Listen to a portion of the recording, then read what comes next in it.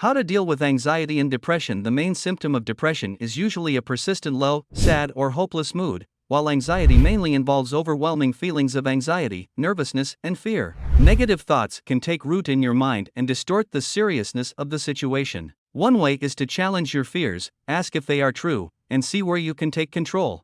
You can't stop worrying about what's going to go wrong in your life or thinking about how things can get worse. These worries eventually drain your energy and motivation to keep trying, leaving you feeling low and hopeless. If your anxiety is sporadic and interfering with your focus or tasks, there are some quick natural remedies that can help you take control of the situation. If your anxiety is focused on a situation, such as worrying about an upcoming event, you may notice that the symptoms are short-lived and usually go away after the expected event. Build a sense of mastery. This includes setting realistic, achievable goals every day. Instead of dealing with large ticket items, break them down into smaller, more manageable units. This sense of mastery will also help eliminate unhelpful bias. Writing down what makes you anxious gets it out of your head and can make it less daunting. These relaxation tricks are especially useful for those who experience anxiety sporadically. They can also work well with someone who has generalized anxiety disorder, GAD, while they are in custody. However, if you suspect you have GAD, rapid coping methods should not be the only type of treatment you use. You'll want to find long-term strategies to help reduce the severity of symptoms and even prevent them. A daily routine or regular schedule can create structure in your life and promote a sense of control, so it can sometimes help alleviate feelings of anxiety and depression. Creating a schedule also offers an opportunity to build space into your day for self-care techniques that could make even more of a difference. Limiting rumination and depression go hand in hand. Thinking is a type of thinking where you replay a moment over and over. You can learn to reduce rumination by becoming more aware of it and redirecting it to something more useful. For example, when you are aware that you are ruminating, notice what you are doing and what is around you. And ask yourself, what is one thing I can do right now that is good for me?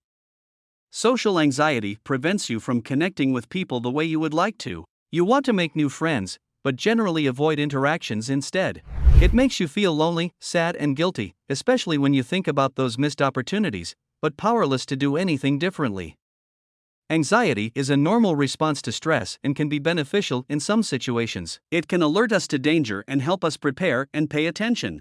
Anxiety disorders differ from normal feelings of nervousness or anxiety and involve excessive fear or anxiety. Anxiety disorders are the most common mental disorders and affect nearly 30% of adults at some point in their lives. But anxiety disorders are treatable and there are a number of effective treatments available. Treatment helps most people lead normal, productive lives.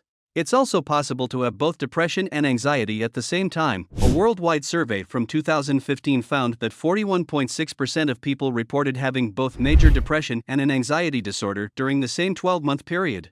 Anxiety disorders go beyond worry about unexpected or challenging life circumstances. Your fears might center around more everyday concerns, such as your health, performance at school and work, or relationships. These worries can prompt lingering thoughts and fears that eventually begin to affect daily life. These feelings of anxiety and panic can interfere with daily activities and be difficult to control. They are out of proportion to the actual danger and can cause you to avoid places or situations. You should see your healthcare provider if your anxiety is affecting your life and relationships. Your provider can help rule out any underlying physical health issue before seeing a mental health professional. While most people with anxiety disorders need psychotherapy or medications to get anxiety under control, lifestyle changes and coping strategies also can make a difference. Your worries may not go away on their own, and they may worsen over time if you don't seek help. See your healthcare provider or a mental health provider before your anxiety worsens. It's easier to treat if you get help early. There are several ways to relieve stress and anxiety. Exercise is one of them. You'll find ways to ease your stress, even if you have just a few minutes. Exercise is one of the most important things you can do to combat and beat stress. Of course, there are other ways to relieve stress and anxiety. In this video, you will learn a few powerful tips that will help you. Although stress and anxiety may arise in your workplace and personal life, there are many simple ways to reduce the pressure you feel. These tips often involve getting your mind away from the source of stress. Exercise, mindfulness, music, and physical intimacy can all work to relieve anxiety, and they will improve your overall work-life balance as well. How to deal with stress in a more efficient way. One of them is nutrition. Second thing is sleep. Depression can be debilitating, and the signs of depression aren't always easy to spot. Even once you spot them, what if treatment isn't helping the symptoms? Sometimes clinical depression calls for more than just the standard medication or therapy. Another thing we can do is movement. We all know that being physically active has a very good impact on our mental and our physical state. And then maybe the last thing I can give you is ask yourself what feeds you, what gives you energy, what is it that makes you happy? If you're depressed, or if you're suffering from a condition with depression symptoms like bipolar disorder or anxiety, this interview will help you figure out if a higher level of mental health care might benefit you. Research shows that the majority of people who undergo either inpatient or outpatient care for a mental illness return to functional and hope-filled lives. A structured treatment program provides a path toward recovery. And this one was all about the different types of patient care, from psychiatric hospitalizations to outpatient and inpatient care. You go through all of them. People are shocked to discover that the physical symptoms they have been struggling with are actually caused by their anxiety and depression.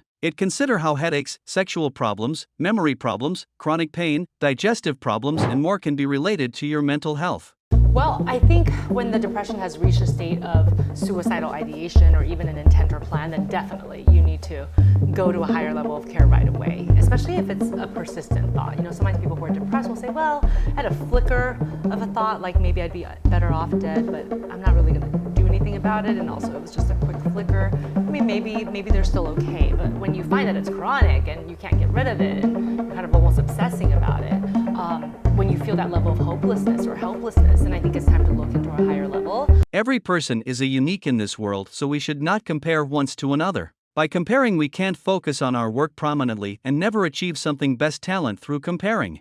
Depression can develop slowly. Someone who is depressed does not always realize or acknowledge that they are not feeling or behaving as usual. It is often a partner, family member, or career who first realizes that help is needed. They can encourage their friend or relative to see a GP or find another source of support. Be careful what you feed your mind. Reduce watching negative social media and avoid constipation as it affects the mind instantly. Your breathing is closely related to the brain, mind, and gives relief from stress anxiety.